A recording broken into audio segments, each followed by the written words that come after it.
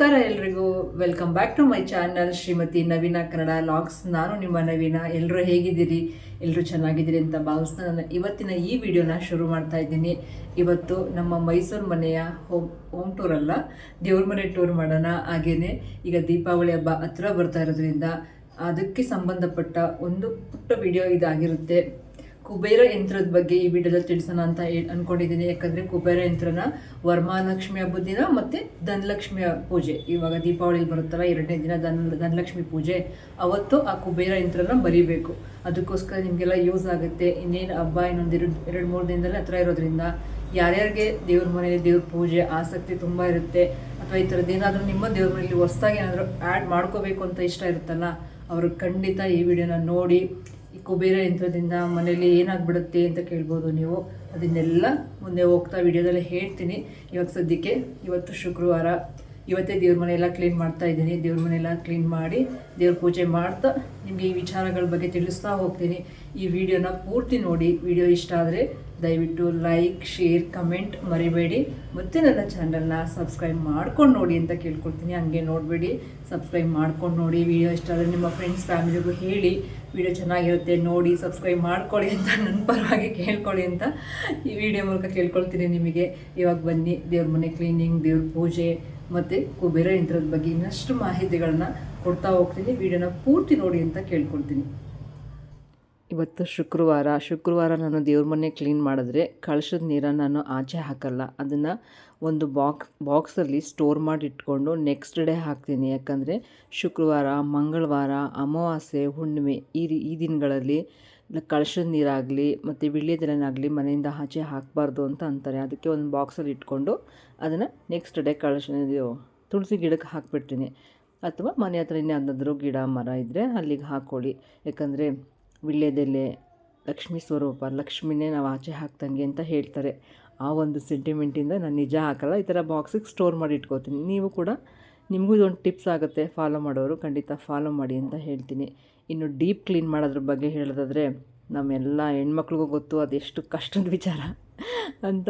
ಅದಕ್ಕೋಸ್ಕರ ನಾನು ಸಾಮಾನ್ಯವಾಗಿ ಗುರುವಾರನೇ ಮಾಡ್ಕೊಂಬಿಡ್ತೀನಿ. ಆದರೆ ನಾನು ತುಂಬ ಕೆಲಸ ಇದ್ದದ್ರಿಂದ, ಬಟ್ಟೆ ಇರೋನ್ ಕೆಲಸ ಅದು ಇದು ಸಿಕ್ಕಾಬಟ್ಟೆ ಇತ್ತು, ಅದಕ್ಕೆ ಮಾಡ್ಕೊಳ್ಳಿಕ್ಕಾಗಲಿಲ್ಲ. ಒಟ್ಟಿಗೆ ಶುಕ್ರವಾರನೇ ಮಾಡ್ಕೊಳ್ಳೋಣ, ವೀಡಿಯೋನೂ ಮಾಡಿಕೊಂಡು ಒಂದು ವೀಡಿಯೋ ಹಾಕ್ದಂಗೂ ಆಗುತ್ತೆ ಅಂತ. ಇನ್ನು ನಾನು KR ನಗರಕ್ಕೆ ಹೋದರೆ KR ನಗರ ಮನೆಯಲ್ಲೂ ದೇವ್ರ ಮನೆ ಕ್ಲೀನ್ ಮಾಡಬೇಕು. ಇನ್ನು ಇಲ್ಲಿ ಎಲ್ಲ ಕ್ಲೀನ್ ಮಾಡಿ ಪೂಜೆ ಮಾಡಿಬಿಡೋಣ, ನಿಮಗೂ ಒಂದು ವೀಡಿಯೋ ಹಾಕ್ದಂಗೆ ಆಗುತ್ತೆ, ಹಬ್ಬಕ್ಕೆ ಒಂದು ವೀಡಿಯೋ ಆಗುತ್ತೆ ಅಂದ್ಬಿಟ್ಟು ಮಾಡಿದ್ದೀನಿ. ಬಾಡಿಗೆ ಮನೆ ಆದ್ರೇನಂತೆ, ಸ್ವಂತ ಮನೆ ಆದ್ರೇನಂತೆ, ನಾವಿರೋ ಅಷ್ಟು ದಿನ ಅದು ನಮ್ಮ ಮನೆ ಥರನೇ ನೋಡ್ಕೋಬೇಕು ಅಂತ ನಾನು ಯಾವಾಗಲೂ ಅಷ್ಟೇ, ಯಾವುದೇ ನೆಗ್ಲಿಜೆನ್ಸಿ ಇಲ್ಲ. ತುಂಬ ನೀಟಾಗಿ ನನಗೋಸ್ಕರ ಇಟ್ಕೋತೀನಿ. ಓನರ್ಗೋಸ್ಕರ ನನ್ನ ಮನೆಯನ್ನೆಲ್ಲ ನೀಟಾಗಿ ಇಟ್ಕೊಳ್ಳೋಲ್ಲ, ನನಗೋಸ್ಕರ ಮನೆ ನೀಟಾಗಿರಬೇಕು ನನಗೆ ಯಾವಾಗಲೂ ಅಷ್ಟೇ. ಅದಕ್ಕೋಸ್ಕರ ಚೆನ್ನಾಗಿ ಡೀಪಾಗಿ ಕ್ಲೀನ್ ಮಾಡ್ಕೊತಾ ಇದ್ದೀನಿ. ಈ ಕ್ಲೀನಿಂಗು, ಪೂಜೆ ಎಲ್ಲ ಮುಗಿಯೋಷ್ಟೊತ್ತಿಗೆ ನಮ್ಗೆ ಎಷ್ಟು ಸ್ಟ್ರೈನ್ ಆಗುತ್ತೆ ಅಲ್ವಾ, ಆದರೂ ಪರವಾಗಿಲ್ಲ ಮಾಡ್ತಾಯಿದ್ದೀನಿ. ಪೂಜೆ ಕ್ಲೀನಿಂಗ್ ಎಲ್ಲ ಕೆಲಸ ಎಲ್ಲ ಮುಗಿದು ಪೂಜೆ ಆಗುತ್ತೆ ನೋಡಿ, ಅವಾಗ ಎಷ್ಟು ಸಮಾಧಾನ ಆಗುತ್ತೆ ಅಂದರೆ, ಹಬ್ಬ ಇಷ್ಟು ಕಷ್ಟಪಟ್ಟು ಮಾಡಿದ್ದಕ್ಕೂ ಒಂದು ಸಾರ್ಥಕತೆ ಅನ್ನೋ ರೀತಿ ಇರುತ್ತೆ. ಇನ್ನು ದೇವ್ರ ಮನೆ ಐಟಮ್ಸ್ಗಳು ಅಥವಾ ವಿಗ್ರಹಗಳು ನಾವೇನು ತೊಳಿತೀವಿ ಅವೆಲ್ಲ ತೊಳೆಯುವಾಗ ಸಿಂಕ್ನ ಚೆನ್ನಾಗಿ ತೊಳ್ಕೊಂಡು, ಇನ್ನು ನನಗೆ ಇದು ಬಿಟ್ಟರೆ ಇನ್ನು ಬೇರೆ ಆಪ್ಷನ್ ಇಲ್ಲ, ಸಿಂಕಲ್ಲೇ ತೊಳಿಬೇಕು. ನಾನು KR ನಗರದಲ್ಲಾದರೂ ಅಷ್ಟೇ ಸಿಂಕಲ್ಲೇ ತೊಳೆಯೋದು. ಸಿಂಕ್ನ ಚೆನ್ನಾಗಿ ತೊಳ್ಕೊಂಬಿಡ್ತೀನಿ. ಆಮೇಲೆ ಈ ದೇವ್ರ ಐಟಮ್ಸ್ಗಳೆಲ್ಲ ತೊಳಿತೀನಿ. ನೋಡಿ ಎಷ್ಟು ಬ್ರಷ್ ಇಟ್ಕೊಂಡಿದ್ದೀನಿ ಅಂದರೆ, ಪಾತ್ರೆ ತೊಳೆಯೋಕ್ಕೆ 2, ಒಂದು ಸ್ಟೀಲ್ದು, ಒಂದು ಮಾಮೂಲಿ ಗ್ರೀನ್ ಕಲರ್ ಬರುತ್ತಲ್ಲ ಅದು. ಅದಾದಮೇಲೆ ಸಿಂಕ್ ತೊಳಿಲಿಕ್ಕೆ ಒಂದು, ಅದಾದಮೇಲೆ ದೇವ್ರದ್ದು ಸಾಮಗ್ರಿಗಳು ತೊಳಿಲಿಕ್ಕೆ ಒಂದು. ಈ ಥರ ಬ್ರಷ್ ಅಷ್ಟು ಇಟ್ಕೊಂಡಿದ್ದೀನಿ. ನಮ್ಮ ಅಮ್ಮ ಬಂದರೆ ಪಾತ್ರೆ ತೊಳೆಯೋಕ್ಕೆ ಕನ್ಫ್ಯೂಸ್ ಆಗುತ್ತೆ ಯಾವ ಬ್ರಷಲ್ಲಿ ತೊಳಿಬೇಕು ಅಂತ, ಆ ರೀತಿ. ಇನ್ನು ಫಸ್ಟ್ ಎಲ್ಲ ಸೋಪ್ ಹಾಕಿ ತೊಳೆದ್ಬಿಟ್ಟು, ಎಣ್ಣೆದೆಲ್ಲ ಫಸ್ಟ್ ದೀಪದೆಲ್ಲ ತೊಳೆದು ಇಟ್ಬಿಡ್ತೀನಿ. ಆಮೇಲೆ ಹುಣಸೆ ಹಣ್ಣು ಹಾಕಿ ಮತ್ತು ಇದು ಸಬೀನ ಹಾಕಿ ತೊಳಿತೀನಿ. ಇಷ್ಟು ಮಾಡಿದ್ರೆ ಸಾಕು. ಅದು ಮಾಡಿ ಇದು ಮಾಡಿ ಏನೇನೋ ಹೇಳ್ತಾರೆ, ಬಟ್ ಇಷ್ಟು ಮಾಡಿದ್ರೆ ದೇವ್ರ ಪಾತ್ರೆಗಳು ತುಂಬ ಚೆನ್ನಾಗಿ ಕ್ಲೀನ್ ಆಗುತ್ತೆ. ಅದಾದಮೇಲೆ ಲಾಸ್ಟಲ್ಲಿ ಇನ್ನೊಂದು ಸಲ ಶುದ್ಧವಾದ ನೀರು, ಒಂದು ಸತಿ ಟ್ಯಾಪ್ ವಾಟ್ರಲ್ಲಿ ತೊಳ್ಕೊಂಡಿರ್ತೀನಿ, ಇನ್ನೊಂದು ಸಲ ಮಡಿ ನೀರು ಹಿಡಿದಿಟ್ಕೊಂಡಿರ್ತೀನಿ. ಅದರಲ್ಲಿ ಒಂದು ಸಲ ತೊಳೆದ್ಬಿಟ್ರೆ ನಮ್ಮ ದೇವ್ರ ಮನೆ ಪಾತ್ರೆಗಳು ರೆಡಿ ಆಗುತ್ತೆ ಪೂಜೆಗೆ. ಇನ್ನು ಅದನ್ನೆಲ್ಲ ಒರೆಸಿ ಕ್ಲೀನ್ ಮಾಡಿ, ದೇವರಿಗೆ ಅರಿಶಿನ, ಕುಂಕುಮ, ಗಂಧ ಅಥವಾ ವಿಭೂತಿ ಏನು ಹಾಕ್ತೀರಾ ಅದೆಲ್ಲ ಹಾಕಿ ರೆಡಿ ಮಾಡಿದ್ರಂತೂ ಆಹಾ, ನೋಡೋಕ್ಕೆ 2 ಕಣ್ಣು ಸಾಲದು, ಅಷ್ಟು ಚೆನ್ನಾಗಿರುತ್ತೆ. ಆ್ಯಕ್ಚುಲಿ ನೀವು ಇದೇ ಥರನೇ ಮಾಡೋದಲ್ವಾ? ಏನಾದರೂ ನಾನು ಮಾಡಿದ್ರಲ್ಲಿ ವ್ಯತ್ಯಾಸ ಇದ್ದರೆ ಖಂಡಿತ ಹೇಳಿ, ನಾನು ಬದಲಾವಣೆ ಮಾಡ್ಕೋತೀನಿ. ಇನ್ನು ನಮ್ಮ ಇವತ್ತಿನ ಟಾಪಿಕ್ ಕುಬೇರ ಮಂತ್ರ ನೋಡಿ. ಇದನ್ನು ಕರೆಕ್ಟಾಗಿ ನಂಬರ್ ಬರ್ಕೊಳ್ಳಿ. ಇದೊಂದು ಸ್ಕ್ರೀನ್ಶಾಟ್ ತೆಗೆದು ಕೂಡ ಹಾಕಿರ್ತೀನಿ. ಇದ್ರ ಬಗ್ಗೆ ನಾನು ನೆಕ್ಸ್ಟ್ ವೀಡಿಯೋದಲ್ಲಿ ಡೀಟೇಲಾಗಿ ಹೇಳಿದ್ದೀನಿ. ವೀಡಿಯೋನ ಕಂಪ್ಲೀಟಾಗಿ ನೋಡಿ ಅಂತ ಕೇಳ್ಕೊತೀನಿ. ವೀಡಿಯೋ ಪುಟ್ಟದಾಗುತ್ತೆ ಅಂದ್ಕೊಂಡೆ, ಬಟ್ ತುಂಬ ಲೆಂತ್ ಇದೆ. ಈ ದೇವ್ರು ಕ್ಲೀನ್ ದೇವ್ರ ಮನೆ ಕ್ಲೀನು, ದೇವ್ರ ಪಾತ್ರೆ ಕ್ಲೀನ್ ಇವೆಲ್ಲ ಮಾಡೋದಂತೂ ಸಿಕ್ಕಾಬಟ್ಟೆ ಲಾಂಗ್ ವೀಡಿಯೋ ಆಗಿಬಿಟ್ಟಿತ್ತು. ನನಗೆ ಅದನ್ನು ಎಡಿಟ್ ಮಾಡಿ ಶಾರ್ಟ್ ವೀಡಿಯೋ ಮಾಡೋಷ್ಟೊತ್ತಿಗೆ ಸಖತ್ ಸ್ಟ್ರೈನ್ ಆಗ್ಬಿಡ್ತು, ಕಣ್ಣು ಸ್ಟ್ರೈನ್ ಆಯಿತು. ಅಪ್ಪ ಎಷ್ಟೊತ್ತು ನಾನು ಮೊಬೈಲ್ ನೋಡಿದ್ದೀನಿ ಅಂದರೆ ನಮ್ಮ ಮನೆಯವ್ರಿಗೆ ಗೊತ್ತಾದರೆ ನಿಜವಾಗ್ಲೂ ಬೈತಾರೆ. ಅವ್ರಿಗೆ ಅದೊಂದು ಭಯ ಶುರು ಆಗ್ಬಿಟ್ಟೈತೆ. ಯೂಟ್ಯೂಬ್ ಏನೋ ಸ್ಟಾರ್ಟ್ ಮಾಡು ಅಂದ್ಬಿಟ್ಟೆ, ಇವಳು ಎಷ್ಟು ಸಮಯ ಮೊಬೈಲಲ್ಲಿ ಕಳೀತಾಳೆ ಅನ್ನೋಂಗೆ ಆಗ್ಬಿಟ್ಟಿದೆ. ಯಾಕಂದರೆ ವಿಡಿಯೋ ಮಾಡಬೇಕು, ವಿಡಿಯೋ ಎಡಿಟಿಂಗ್ ಮಾಡ್ಕೋಬೇಕು, ವಾಯ್ಸ್ ಓವರ್ ಕೊಡಬೇಕು, ಅಪ್ಲೋಡ್ ಮಾಡಬೇಕು, ಎಷ್ಟು ಟೈಮ್ ತೊಗೊಳ್ತದೆ ಅಂತ. ಬಟ್ ನೀವೆಲ್ಲ ವೀಡಿಯೋನ ಇಷ್ಟಪಟ್ಟು ನೋಡಿದಾಗ ನಿಜವಾಗ್ಲೂ ಅದಕ್ಕೊಂದು ಸಾರ್ಥಕತೆ ಸಿಗುತ್ತೆ. ಇವಾಗ ನೋಡಿದ್ರೆ ಜಾವದ ಪುಡಿ ಹಾಕಿದೆ, ಆಹಾ ಎಂಥ ಘಮ ಅಂತೀರ. ದೇವಸ್ಥಾನಕ್ಕೆ ಹೋಗಿ ಬಂದಷ್ಟೇ ಖುಷಿಯಾಗುತ್ತೆ.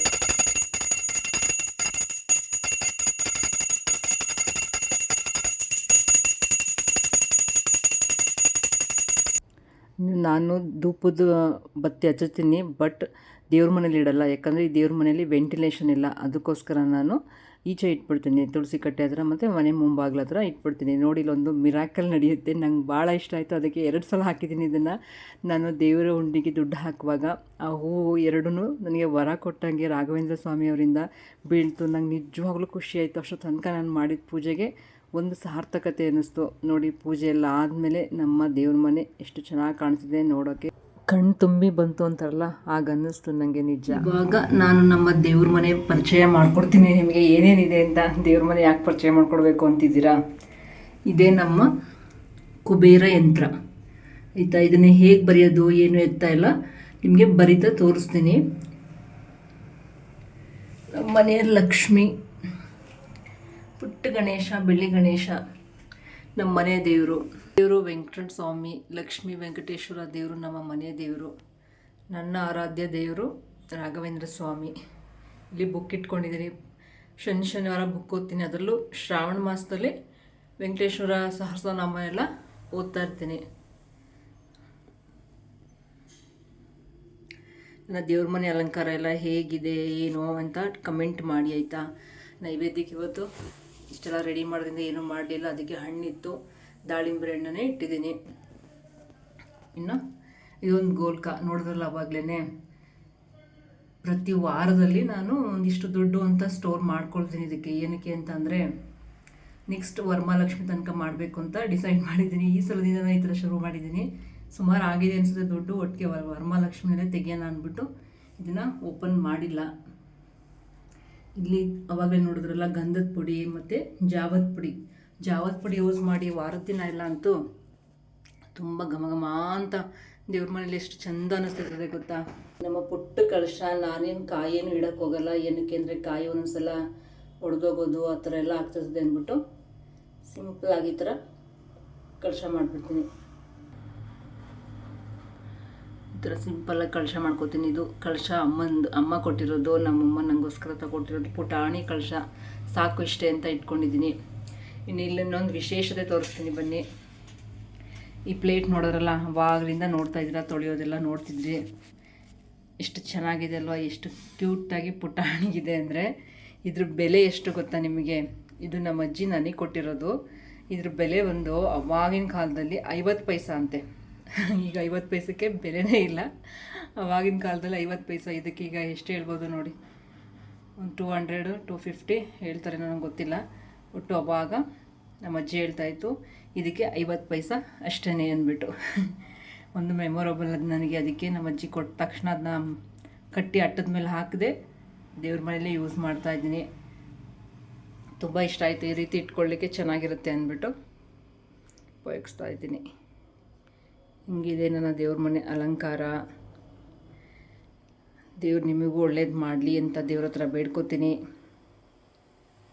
ಇದಿಷ್ಟು ನಾನು ಇಲ್ಲೆಲ್ಲ ಇಟ್ಕೊಂಡಿರೋದು. ನಾನು ಯಾವುದೇ ಬೆಳ್ಳಿ ಐಟಮ್ಸ್ ಹತ್ರ ಏನೂ ಇಟ್ಕೊಂಡಿಲ್ಲ. ಏನಕ್ಕಂದರೆ ನಾನು ಇಲ್ಲಿ ಅಲ್ಲಿ ಶಿಫ್ಟ್ ಆಗೋದ್ರಿಂದ ಸಿಂಪಲ್ಲಾಗಿ ಇಟ್ಕೊಂಡಿದ್ದೀನಿ.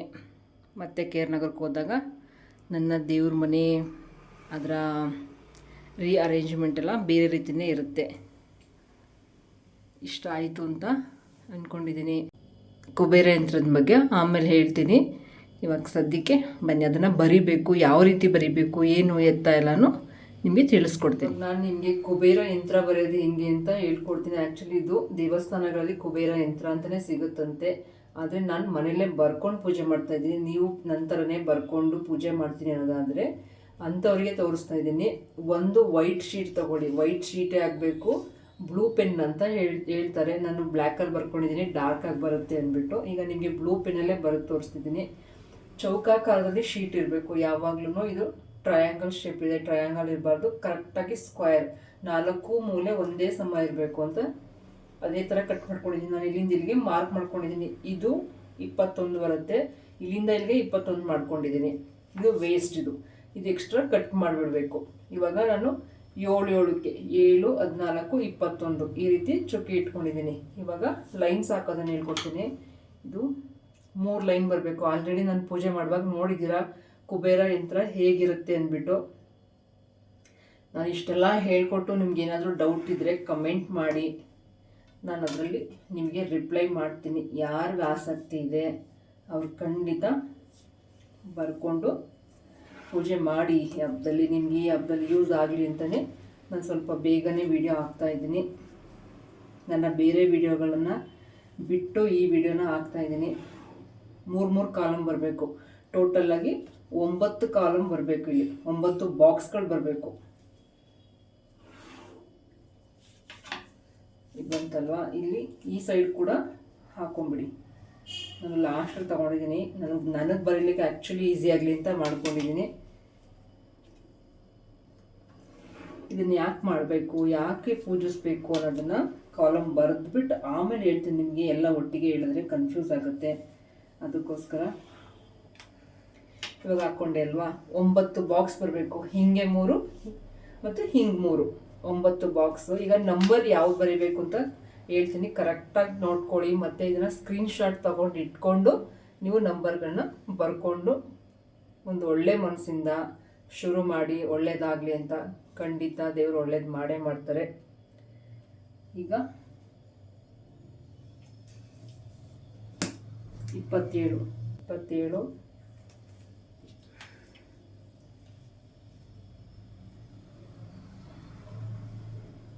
23,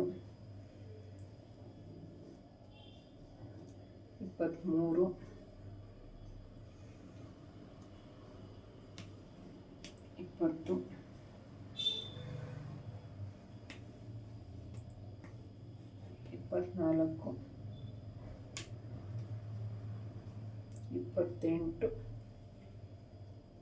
24,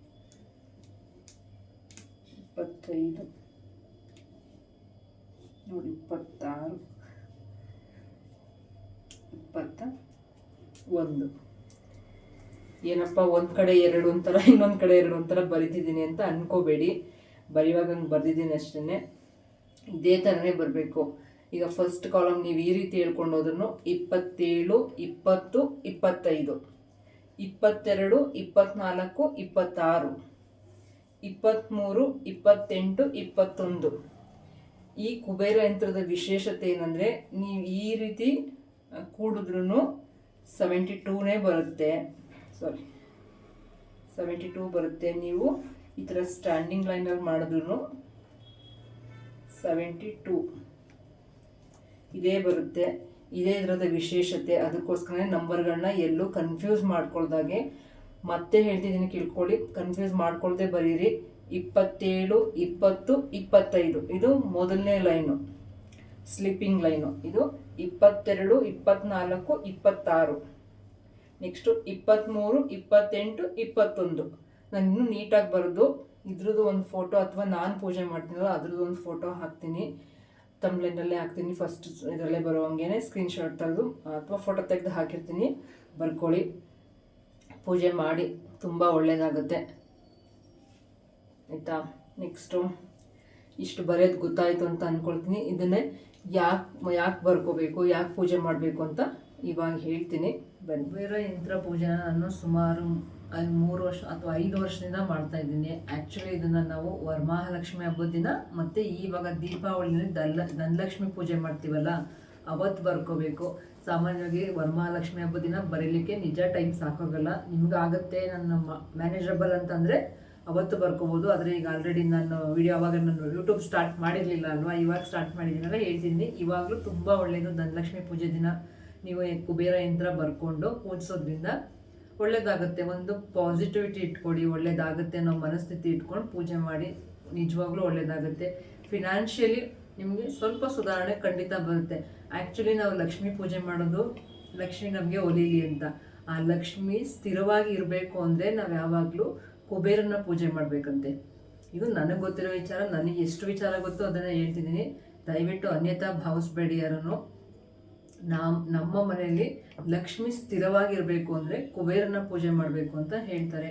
ಅದಕ್ಕೋಸ್ಕರ ನಾನು ಸುಮಾರು ವರ್ಷಗಳಿಂದ ಮಾಡ್ಕೊಬಂದಿದ್ದೀನಿ. ಇದನ್ನು ವಿಡಿಯೋಗೋಸ್ಕರ ಇವತ್ತು ನಿನ್ನೆ ಸ್ಟಾರ್ಟ್ ಮಾಡಿರೋದಲ್ಲ. ನನ್ನ ಹಿಂದಿನ ವಿಡಿಯೋದಲ್ಲೆಲ್ಲ ನೀವು ನೋಡ್ಬೋದು. ಕುಬೇರ ಯಂತ್ರ ಯಾವಾಗ್ಲೂ ನಮ್ಮ ದೇವ್ರ ಮನೆ ವಿಡಿಯೋ ತೋರಿಸ್ದಾಗ ಇರುತ್ತೆ.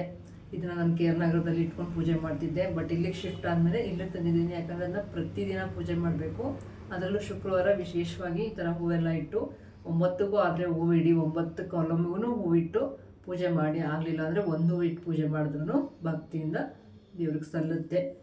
ಅದು ನನ್ನ ಒಂದು ಅಭಿಪ್ರಾಯ ಆಯಿತಾ. ಇವಾಗ ಹೇಳ್ತಾ ಇದ್ದಲ್ಲ, ನಾನು ಅಲ್ಲಿ ಪೂಜೆ ಮಾಡ್ತಾಯಿದ್ದೆ. ಎರಡೂ ಕಡೆ ಆಗಬಾರ್ದು, ಮತ್ತು ಅವರಲ್ಲಿ ಪೂಜೆ ಮಾಡಲ್ಲ ಪ್ರತಿದಿನ, ಅದಕ್ಕೋಸ್ಕರ ಇಲ್ಲೇ ಇಟ್ಕೊಂಡಿದ್ದೀನಿ. ಈಗ ಸದ್ಯಕ್ಕೆ ಹಬ್ಬಕ್ಕೆ ತೊಗೊಂಡೋಗ್ಬೇಕು ಅಂದ್ಕೊಂಡಿದ್ದೀನಿ. ಮರಿದೇ ತೊಗೊಂಡೋಗ್ಬೇಕು, ಹಬ್ಬದಲ್ಲಿ ಪೂಜೆ ಮಾಡಿ ತರಬೇಕು ಅಂತ ಅಂದ್ಕೊಂಡಿದ್ದೀನಿ. ಮತ್ತು ಇದನ್ನು ಬರ್ಕೊಂಡು ನಾನು ಲ್ಯಾಮಿನೇಷನ್ ಮಾಡಿ ಇಟ್ಕೊಂಡಿದ್ದೀನಿ. ಏನಕ್ಕೆ ಅಂದರೆ ನೀರೆಲ್ಲ ಬಿದ್ದರೆ ಅಥವಾ ಗಂಧದ ಕಡ್ಡಿದ್ದು ಕಿಡಿ ಏನಾದರೂ ಬಿದ್ದರೆ ನಾನು ಇದಾಗುತ್ತೆ, ಪ್ರಾಬ್ಲಮ್ ಆಗುತ್ತೆ ಅಂದ್ಬಿಟ್ಟು ಲ್ಯಾಮಿನೇಷನ್ ಮಾಡಿ ಇಟ್ಕೊಂಡಿದ್ದೀನಿ. ನೀವು ಆ ಥರ ಮಾಡ್ಕೋಬೋದು, ಅಥವಾ ಒಂದು ಶೀಟ್, ಪ್ಲಾಸ್ಟಿಕ್ ಶೀಟ್ ಒಳಗಡೆ ಹಾಗೆ ಕೂಡ ಇಟ್ಕೋಬೋದು. ಒಂದು ಮಣೆ ಹಾಕ್ಕೊಂಡು ಇಟ್ಕೊಳ್ಳಿ. ನಾನು ಇಲ್ಲಿ ಮಣೆ ಇಟ್ಟಿದ್ದೀನಲ್ವಾ, ಆ ರೀತಿ ಇಡಿ. ನಾನು ಆ್ಯಕ್ಚುಲಿ ಕೆಳಗಡೆನೂ ಇಡ್ತೀನಿ, ಮಣೆ ಇದ್ದರೆ ಮಣೆನಲ್ಲೂ ಇಡ್ತೀನಿ. ಇಟ್ಟು ಅದಕ್ಕೆ 9 ಕಾಯಿನ್, ಆಲ್ರೆಡಿ ನಾನು ಪೂಜೆ ಮಾಡುವಾಗ ನೋಡಿದ್ದೀರ, 9 1 ರೂಪಾಯಿದು ಕಾಯಿನ್ ಇಡಿ. ಮತ್ತು ಸಿಂಹ ಮುಖನ ಮೇಲ್ಗಡೆ ಮಾಡಿಡಿ. ಇಟ್ಟು ಪೂಜೆ ಮಾಡಿ. ಪೂಜೆ ಮಾಡುವಾಗ ಒಂದು ಮಂತ್ರ ಕೂಡ ಹೇಳ್ಕೋಬೇಕು.